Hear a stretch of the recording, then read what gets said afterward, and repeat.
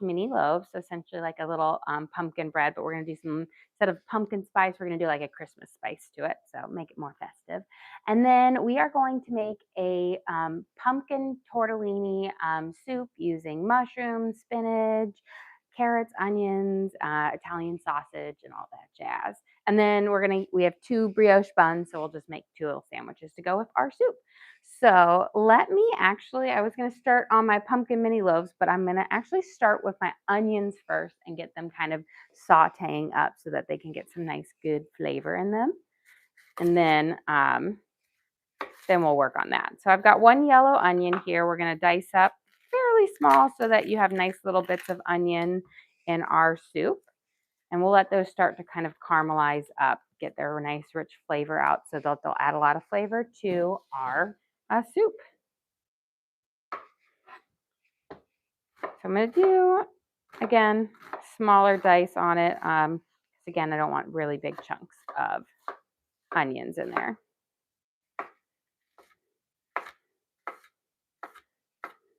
There. Grab a couple little bits of those onion wrappers.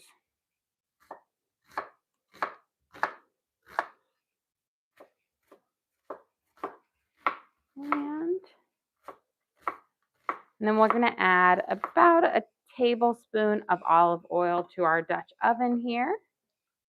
I'm going to put it over a medium heat right around a 6. And then we're going to drop our onions in there and let them start to saute up. And then we can work on our little mini loaves. Let's do a couple quick chops over.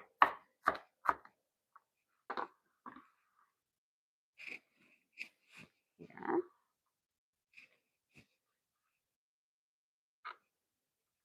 And then I'm just going to wash my hands so I don't bring any onion flavor over.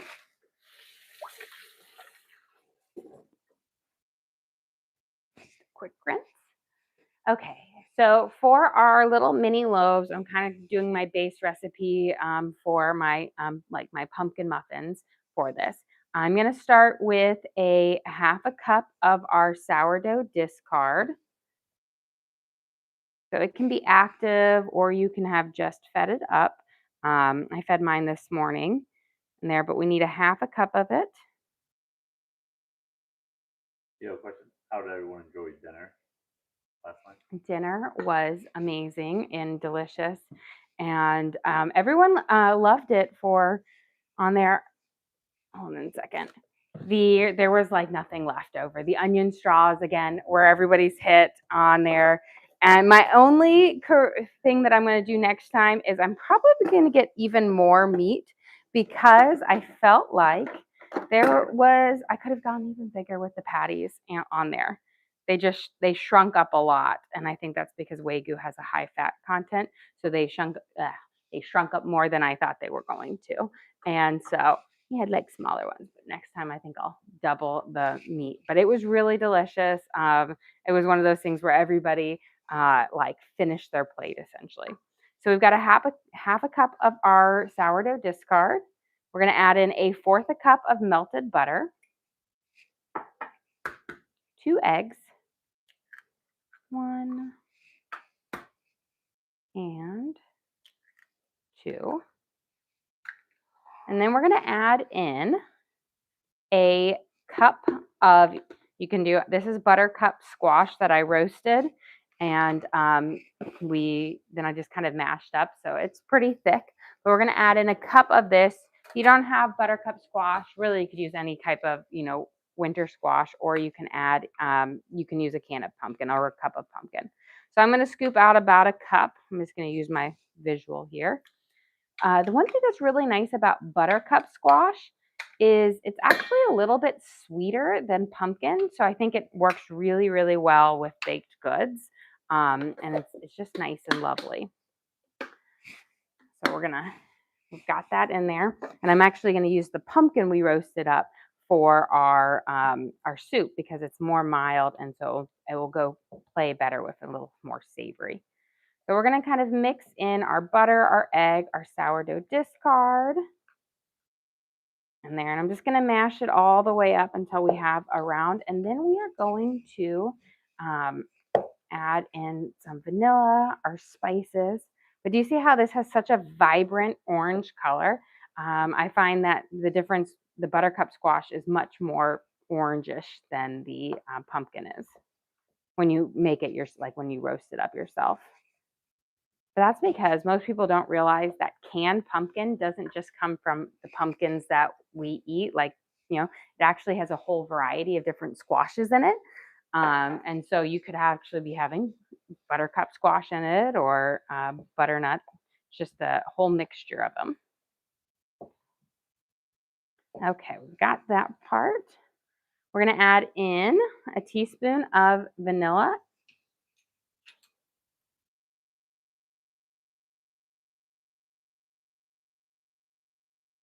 And then a cup of brown sugar.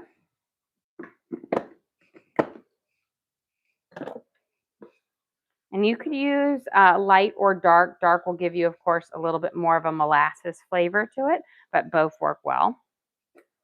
So we're a whole cup. So this is a half a cup. And we're going to mix our sugar into this. That's going to give us a little bit more of a liquidy base, I should say, because that sugar will start to dissolve. And then we'll add in our spices, our baking powder, our baking soda, and then our salt.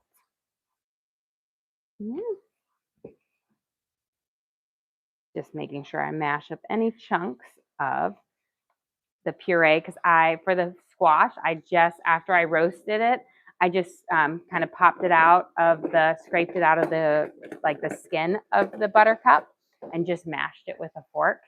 I didn't puree it to make it super smooth because it just mashed up so nicely.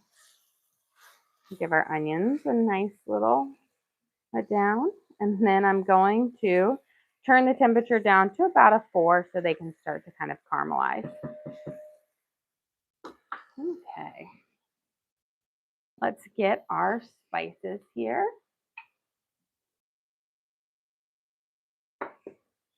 We're going to do a half a teaspoon of salt. And then we're going to do a half a teaspoon of cloves. Now, if your spices are old, you might need to use a little bit more. I find that especially like cloves and nutmeg, allspice are kind of the spices you just use in the winter.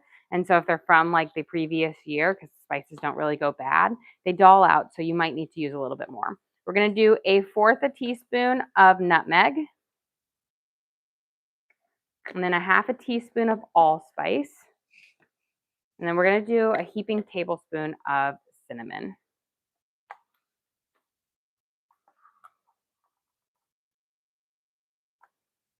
Here. Now that's going to give you that nice kind of Christmas flavor to it. It's that cloves and the allspice, a little bit of the nutmeg. It just blends so nicely together. Now we've got our tablespoon of cinnamon. And let's get our baking soda in here as well. We're going to use a whole teaspoon of baking soda.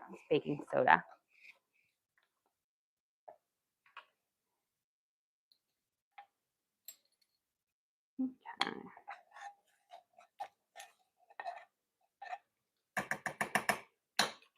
We'll mix their spices and our baking soda in, and then once that's well mixed, we're going to add in our flour, and then we'll be ready to pop these in our mini loaves and bake up.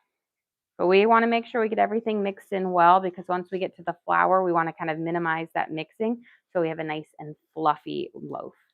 Question, was that baking soda or powder? Baking soda. So for this recipe, you're going to use just baking soda, and that's going to help it rise a little bit better than baking powder. Baking soda has a stronger rise to it, and since we have that whole cup of that buttercup squash in there, it's a bit more dense. So you need a little bit more power to give that nice little puff up on it. Okay, looks like we've got it all mixed in. Now we're going to add in a cup of flour, just all-purpose flour.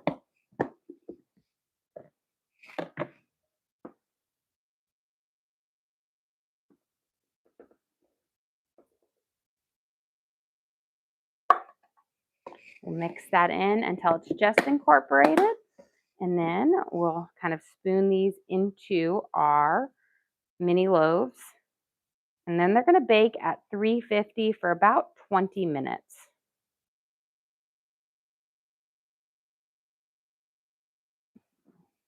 So just mix until it is just barely incorporated. You don't want to overmix, especially with a butter batter, a butter base instead of an oil, because that's going to give you a denser end product. Okay, I think we are just about. So you should have a nice kind of chunky, lumpy batter. And it's going to be delicious. Okay, I've got my mini loaf pan. Let me grab a little bit of spray so we can spray it down. And you can also do this in muffins if you want them as a muffin. You just are going to, make a dozen muffins, and you'll probably end up baking them about a minute less on here. Let me grab a spoon so we can scoop this in here. Before we do that, let me give these onions another little stir. We've got a nice kind of caramelization forming on them. Turn them down just a smidge. Now we're just going to go over. I'm going to do a nice little dollop in each one, and then we'll go back over. I'm keeping them pretty simple today. I was debating of whether I wanted to add pumpkin seeds on them. I also even thought about chocolate chips, but because I love a good chocolate chip pumpkin bread, but my kids, they're not as big of a fan on it. To me, I'm like, chocolate is delicious. Let's add it in there. And then I almost thought about doing a pistachios, like crushed up pistachios on top. I thought that would be yummy too. But as much as I would think they were yummy, I want my kids to eat them as well. And sometimes just keeping it simple works better. Okay. Get these through, kind of even, make sure they're nice and even.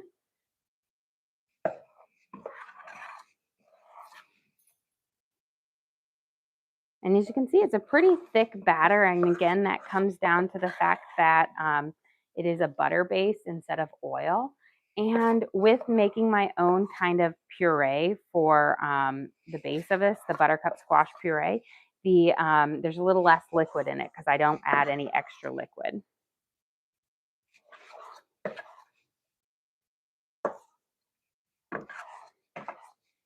Okay. Yeah, question. Do you have a lot of family that comes in for Christmas? So Christmas is actually very low key for us. It is just our immediate, like my kids. And then if my mom's in town, she'll be here. My stepdad will be here. This year, my mom is going to Germany to visit her family and her mom and her sisters and brothers. So it's actually just going to be a very low key one. Our Thanksgiving is our mass chaos day where everyone kind of comes in for it. But Christmas is very, very low key for us, which is nice. It's just calmer. There we go.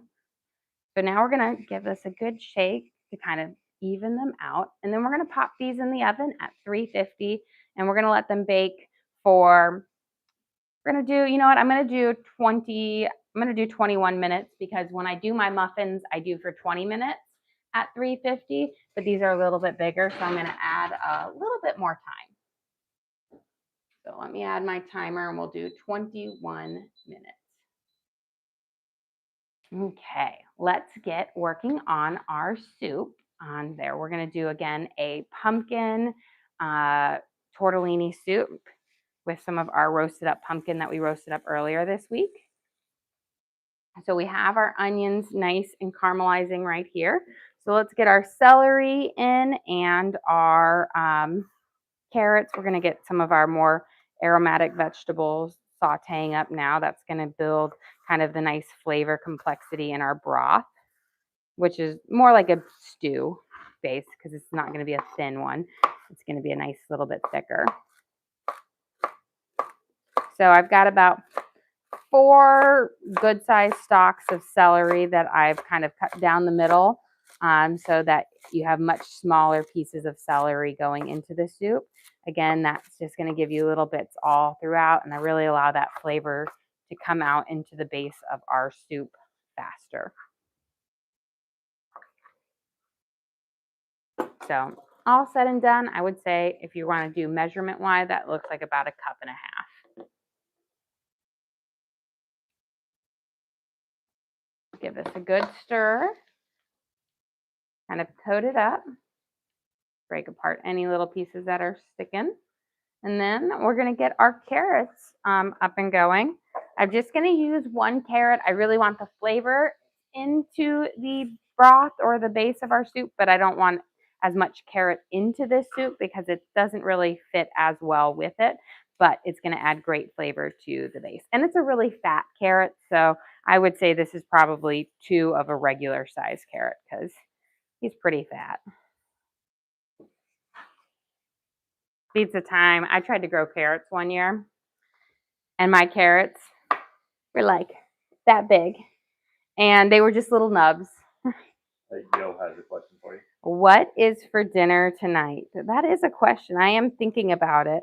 I have, a chuck roast that I might want to use in there. I also have some beef shanks, and I'm not sure yet. I'm still thinking about it. I have my older daughter has soccer, and then her best friend has her birthday tomorrow. So I said we'd go swing by the store to grab a toy, or not a toy because she's older, but get her a present.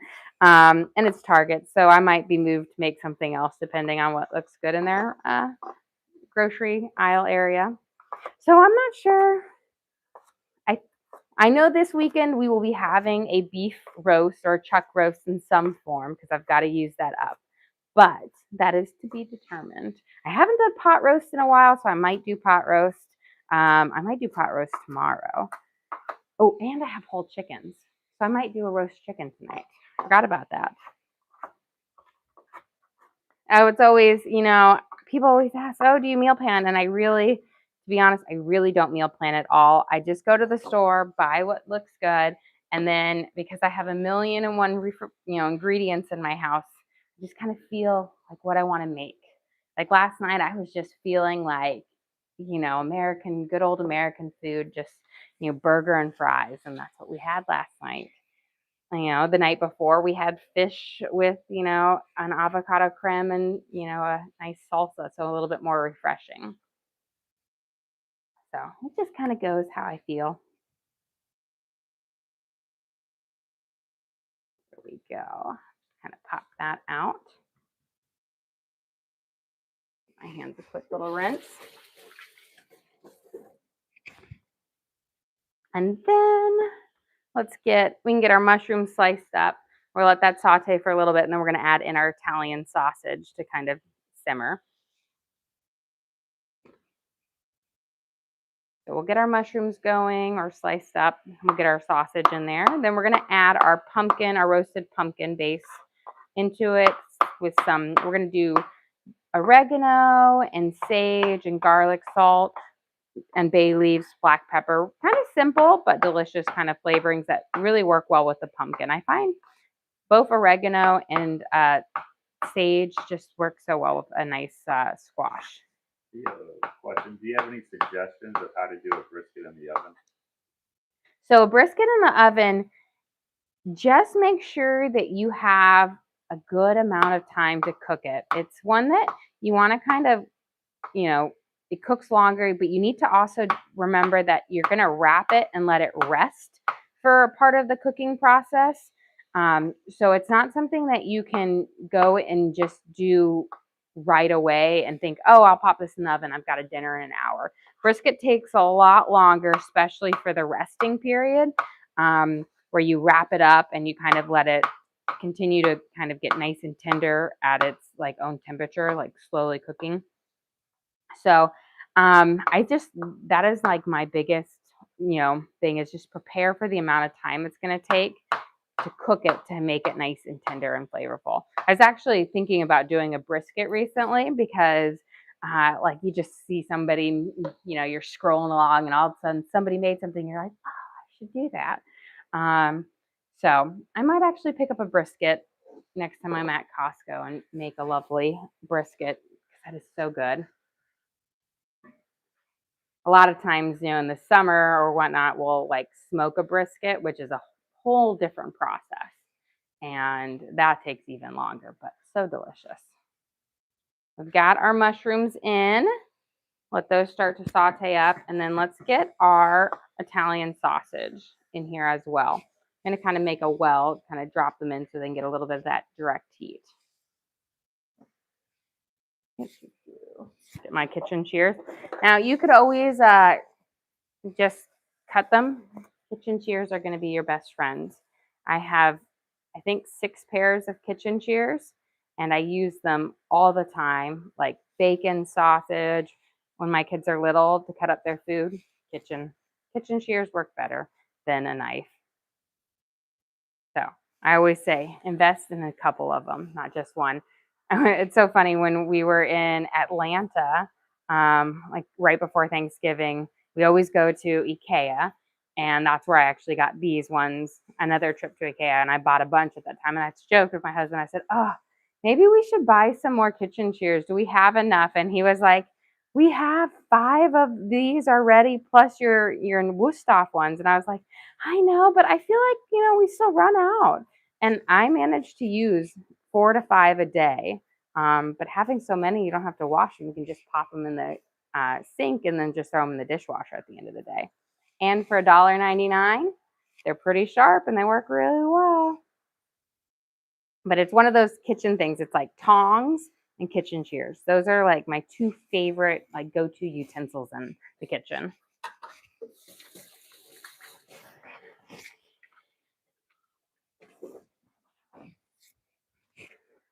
Yeah.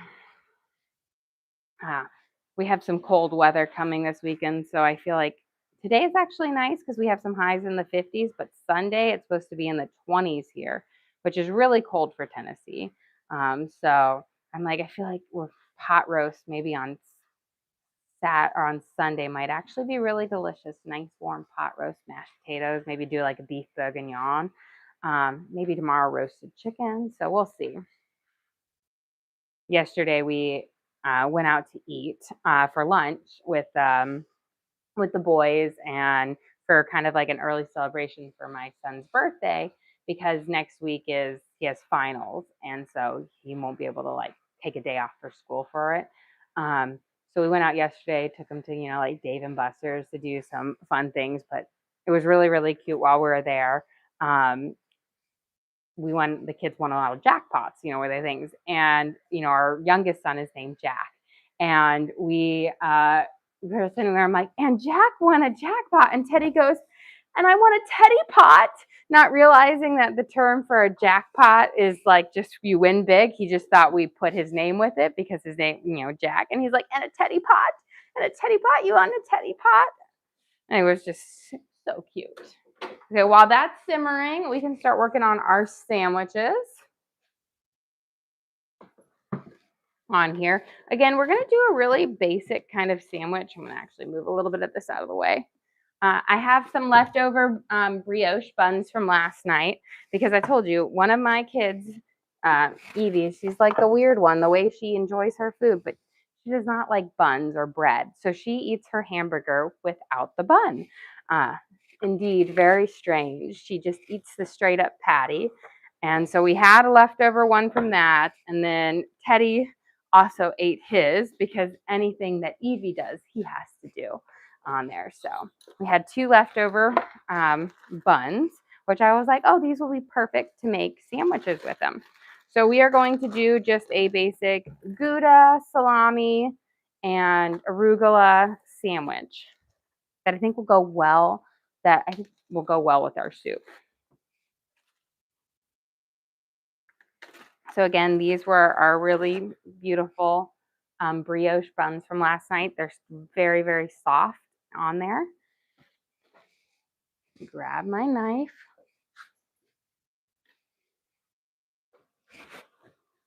And we'll cut them. But they're just beautiful. They've got this nice shine that's from like the egg wash when you put it over the top and before you bake it. Turn this up and give this a little bit of a stir. We just want that sausage to kind of cook up first before we add in our pumpkin. Okay. And let me grab my little cheese slicer. You know what? I have so many cheese. I guess you call it a cheese slicer or a cheese like peeler thing. And I just have my favorite one that I have to use all the time, which was like a free one that I think my mom got in like some Swedish thing. And it's just the best. We're going to use Gouda on here because I feel like Gouda works really well with salami because it's a very mild cheese and it's not too overpowering. I'm actually going to grab a sun-dried tomato pesto to put on one of them, make it a little bit more bougie.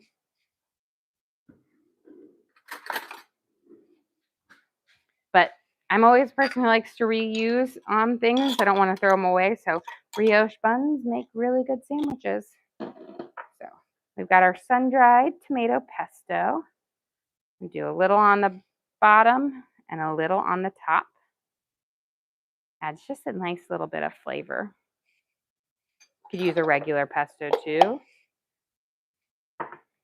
Now let's get our Gouda. I always like to, I start from there, but I always realize it never peels well. So I just peel back the wax. We're gonna get this first kind of dry layer off, and then we'll have our good Gouda left over.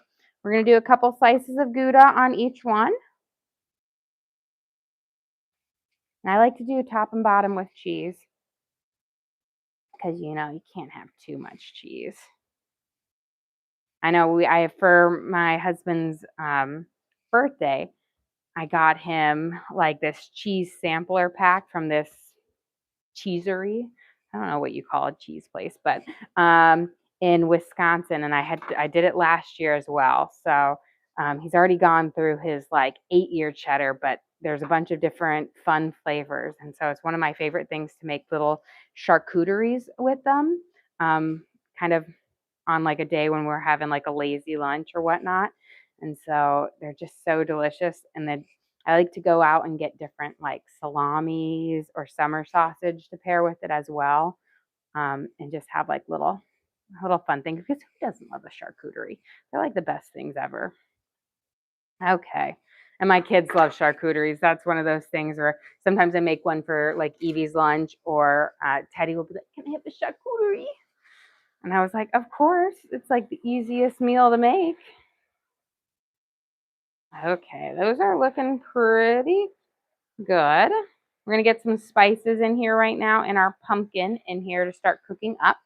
So again, for our spices, we're keeping it fairly simple. We've got sage, which is gonna work well with the pumpkin. We're gonna put in about a teaspoon and a half to 2 teaspoons because that's gonna be our primary like flavor in here. Now, if you're going to use fresh herbs, you're going to want to double the amount because they don't pack quite as much of a punch. We're going to use about a teaspoon of oregano, half a teaspoon of black pepper,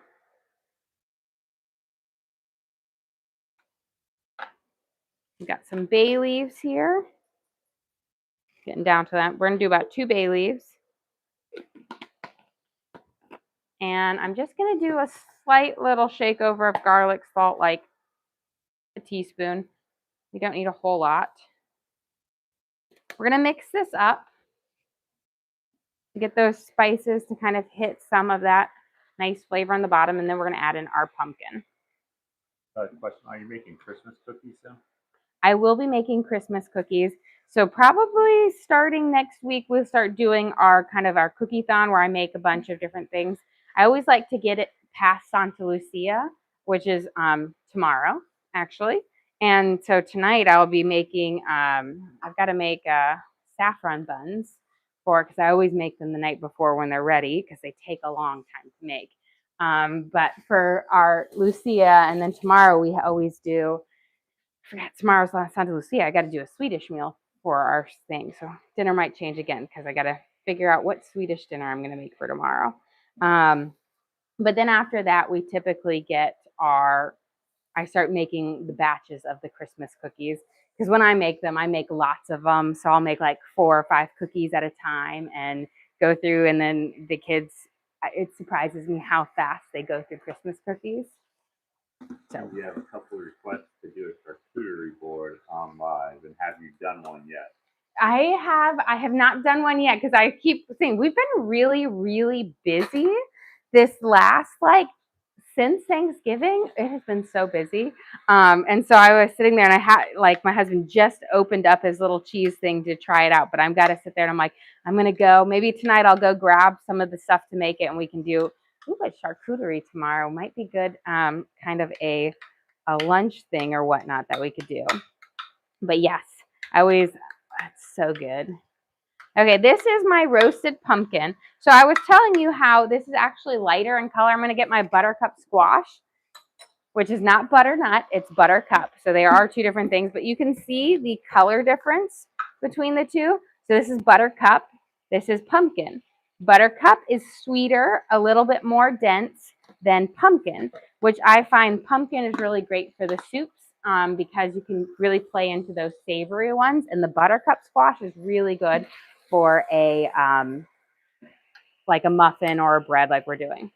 So we're going to add in about a cup of this roasted pumpkin. So this is that pumpkin pie pumpkin that I roasted up in the oven. So I'm actually looks like I can use the rest of this because that's about a cup. And we're going to use this, kind of saute it around, and that's going to really thicken up the base of our soup. So it'll be kind of like, think about a tomato basil soup, but instead we have like a pumpkin puree base, but not as thick. So not like a true like butternut squash soup, but it's going to add that nice pumpkin flavor to it, and it's going to just be lovely. But it's a great way to give you more of that bisque texture instead of a soupy texture. So we're going to kind of coat that up. There we go. It's a nice way to give you a richer soup without having to use like a thickener like flour or cornstarch. There we go. So we've got all of those kind of coated up. We're going to add in we're going to do water, and then we'll put a scoop of our chicken bouillon in here to kind of flavor it up. So I'm going to do about a cup in here right now. We're going to add it nice and slowly so that we can really blend it into the pumpkin and the spices. And it's going to end up being pretty thick at first, and then it will thin it down a little bit as we get through.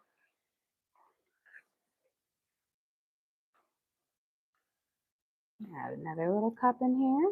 What are some of your Christmas cookie staples every year?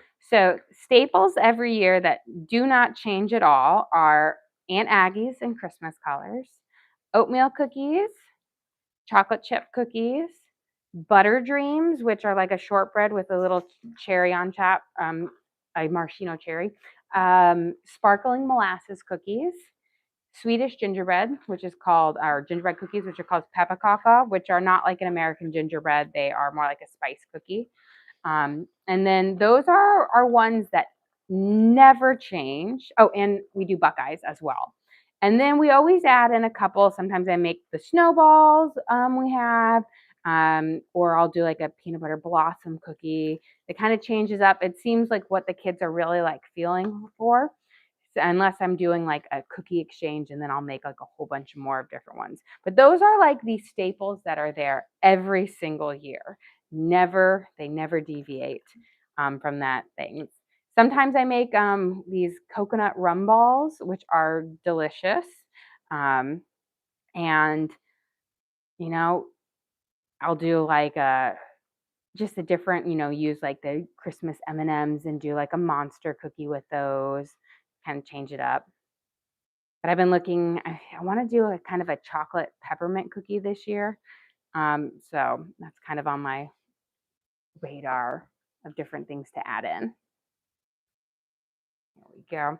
I don't often make sugar cookies at Christmas because one of my traditions for New Year's is we always say it's crowning off the New Year's, and I make like little crowns at New Year's, and the kids decorate them with candy. And so I don't often do sugar cookies at Christmas because of that. But my kids always like to decorate the sugar cookies, so I might do those again too because they always have fun with that.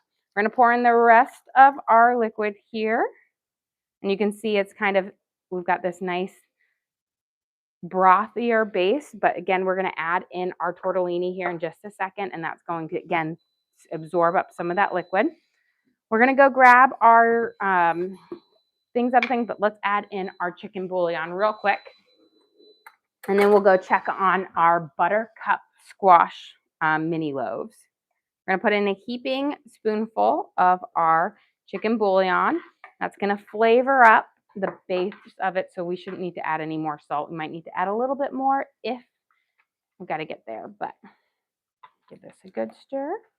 And then we are going to go grab our mini loaves out. I'll give them a check. Sometimes they might take a little bit longer. It just depends on how liquidy your squash was. But let's check. I think we're good. I'm going to give them a nice tap. I've got a nice firm top to them, which means they're ready.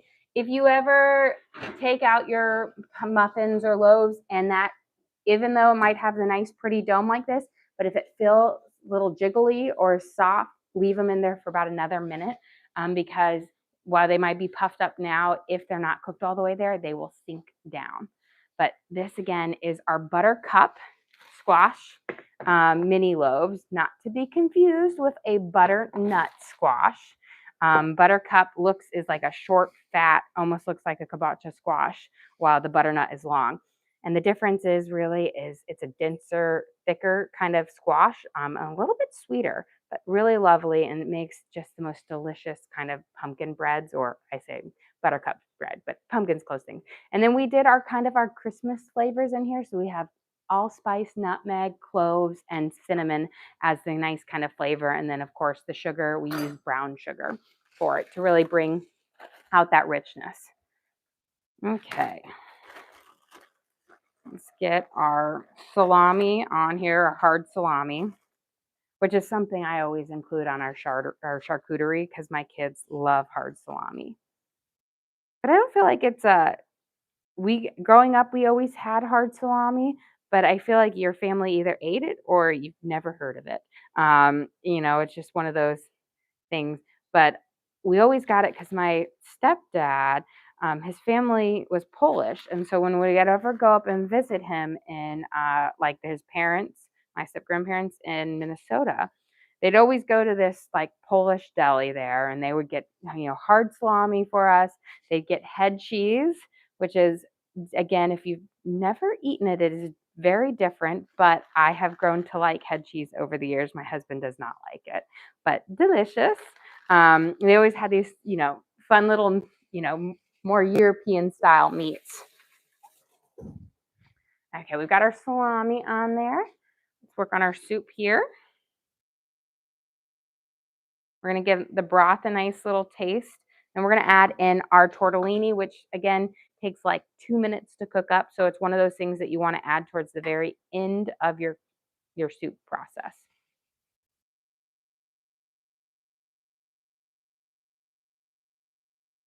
Might add a little bit more bouillon in here.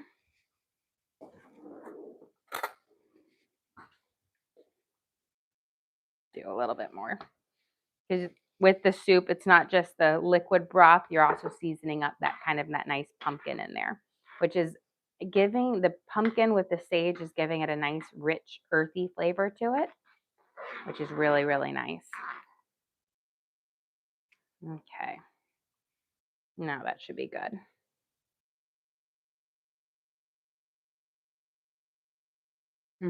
Perfect. Okay, I have my tortellini. The word to the wise when you're using tortellini in soup or even pasta, you need a lot less than you think because it's going to like double in size. So I put in about a cup to a cup and a half max. So just again, a couple handfuls to drop it in there, but not much. And I always have tortellini in this house because that's one thing I make my son for lunch when he goes off to school. Add a little bit more in there. He always wants tortellini in a little thermos. Oh, well, thank you, Naim. We appreciate that. Okay, we've got our tortellini in here. Again, it's going to expand. It's going to suck up some extra liquid, so do not put too much in there or you will have a pasta dish instead of a delicious soup. And while that's simmering, we are also going to add in about a handful or so of spinach. Again, you want to add this towards the very end as well because the spinach is going to wilt up fairly quickly. It's a great way to add in some extra veggies, a pop of green without going too crazy. I feel like spinach is one of those veggies that adds a beautiful pop of color, good health in it, but doesn't have a lot of taste. So it's a nice one for the kids because they don't mind it as much. There we go. But again, just lovely pop of color too. I'm going to bring this down to a nice simmer. We're going to let that simmer for a second. And let's finish up our sandwich, which I realize for my husband, he needs even more salami there. He'd probably like put the whole thing on there. So his is plain Jane and simple.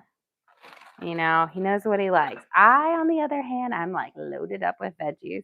I always like to say that when, back when we were in college and we would go to Subway or Jimmy John's or one of those places and we'd order like the sandwiches, he would get his little sandwich with like the double the meat, double the cheese, and then I would get mine and it would be like loaded with every vegetable there because I love vegetables on there.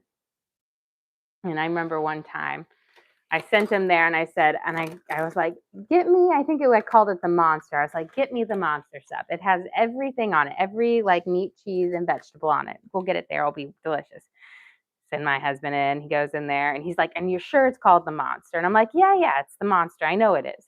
Goes in there and he's like, okay, he orders it. And then he goes, I want one monster. And the guy looks at him and he's like, we don't have a sub called the monster. And he was like, no, my wife assured me that there was a sub called the monster there that it has, every meat, cheese, and veggie on it. And they were like, we don't have that. There's no such thing.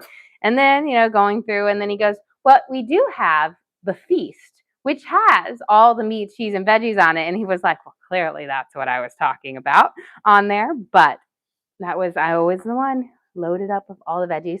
Put arugula on there. Arugula is a really great sandwich veggie because it has a little peppery kick to it. So we've got our beautiful sandwiches here. We've got our Buttercup squash mini loaves and our soup should be nice and ready. You can kind of tell when your tortellini is done because it all pops up to the top. And as you can see, they are now sitting nicely on the top of my stew. Now this is a great one to eat, like serve as a dinner because when it sits in longer, tortellini tends to like suck up liquid and grow and get bigger. So it is one of those ones that are perfect for a dinner. Does not keep as well for lunches or whatnot the next day because pasta, you know how pasta just doesn't hold well in soups. Okay, let's get ready to serve up. And we've got our own little mini feast to enjoy today. Slide this out of the way. I've got a little bit of Parmesan cheese to sprinkle over the soup because I find that is delicious. We'll turn that off. Let me grab.